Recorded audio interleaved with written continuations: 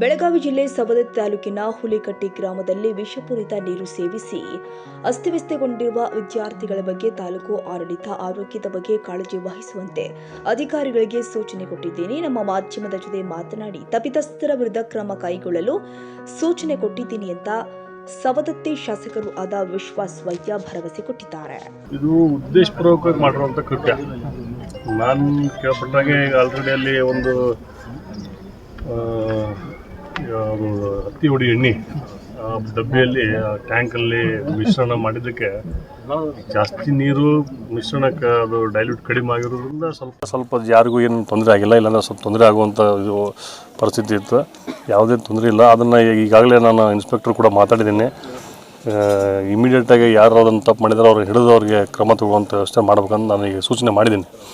So ಅದು ಹಿಂದೆ ಅದು ಆಗಿದ್ದು ಜಾತ್ರೆಯಲ್ಲಿ ಏನೋ ಮಿಶ್ರಣ ಆಗಿತ್ತು ಇದೇ ಊರಲ್ಲಿ. ಮುಂಜಾಗ್ರತೆ ಕ್ರಮ ತಗೋಬೇಕಂತೇಳಿ ಮುಂದೆ ಯಾವುದೇ ರೀತಿ ಆಗಬಾರ್ದು ಅಂತೇಳಿ ಈಗಾಗಲೇ ನಾವು ಸ್ಪಷ್ಟನೆ ನೀಡಿದ್ದೇವೆ.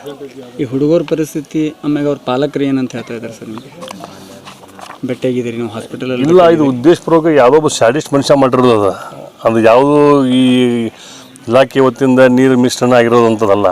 ಉದ್ದೇಶಪೂರ್ವಕವಾಗಿ ಅವ್ನು ಏನು ತಲೆಯಾಗ ಅವಂಗೆ ಏನಾಯ್ತು ತಲೆ ಹುಚ್ಚದವನೇನೋ ಗೊತ್ತಿಲ್ಲ, ವಿಷಯವನ್ನು ಟ್ಯಾಂಕ್ನಲ್ಲಿ ಮಿಕ್ಸ್ ಮಾಡ್ತಾನಂತಂದ್ರೆ ಅವ್ನ ಸ್ವಭಾವ ಅವ್ನ ವಿಚಾರ ತಾವು ಗಮನಿಸ್ಬೋದು ಅಷ್ಟೇ.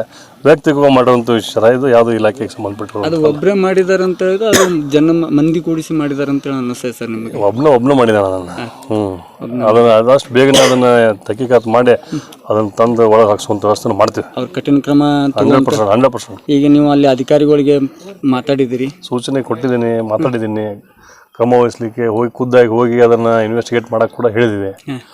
ಅಲ್ಲಿ CC ಕ್ಯಾಮ್ರಾವನ್ನು ಅಳವಡಿಸಿ ಮತ್ತೆ ಆ ಗ್ರಾಮದಲ್ಲಿ ಆ ರೀತಿ ತೊಂದರೆ ಆಗದಂಗೆ ನೀವು ಕ್ರಮ ವಹಿಸಬೇಕಂತ ಕೂಡ ಕಟ್ಟುನಿಟ್ಟಿನ ಎಚ್ಚರಿಕೆ. ಅಧಿಕಾರಿಗಳು SDMC ಅಧ್ಯಕ್ಷರನ್ನೆಲ್ಲ ಕರೆದು ಮಾತಾಡಿದ್ರು ಸರ್ ನೀವು? ಪ್ರಿನ್ಸಿಪಲ್ ನಾವೆಲ್ಲ ಹಾಸ್ಪಿಟಲ್ ಕರೆದು ಮಾತಾಡಿವಲ್ರಿ ಎಲ್ಲ.